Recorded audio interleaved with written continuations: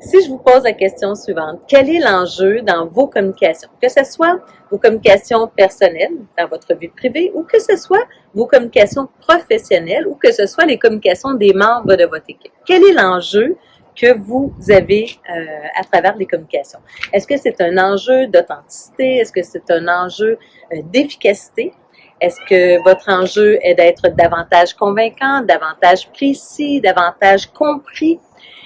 Je pourrais vous en nommer plusieurs enjeux comme ceux-là et la réponse demeurerait la même, c'est-à-dire que dans les communications, ce qui fait que les gens vont apprécier votre discours, ce qui fait que les gens vont trouver que vous êtes authentique, que vous êtes pertinent, que vous êtes cohérent, eh bien, c'est justement la cohérence entre votre message verbal et votre message non verbal.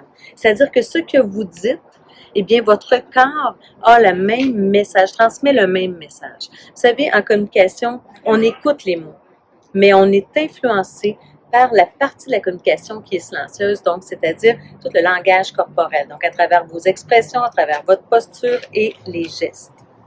Alors, c'est ce que j'offre à travers les formations chez l'Institut Verum, donc pouvoir trouver une cohérence à travers ces communications.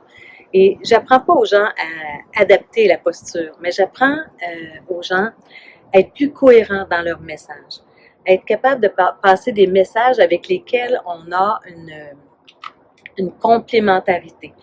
Passer un message auquel on ne croit pas, c'est la meilleure façon d'être incohérent. Alors parfois, il faut ajuster le message pour être certain de bien passer la communication qu'on souhaite faire. Alors sur ce, je vous souhaite une belle fin de journée et je vous dis, gardez la cohérence.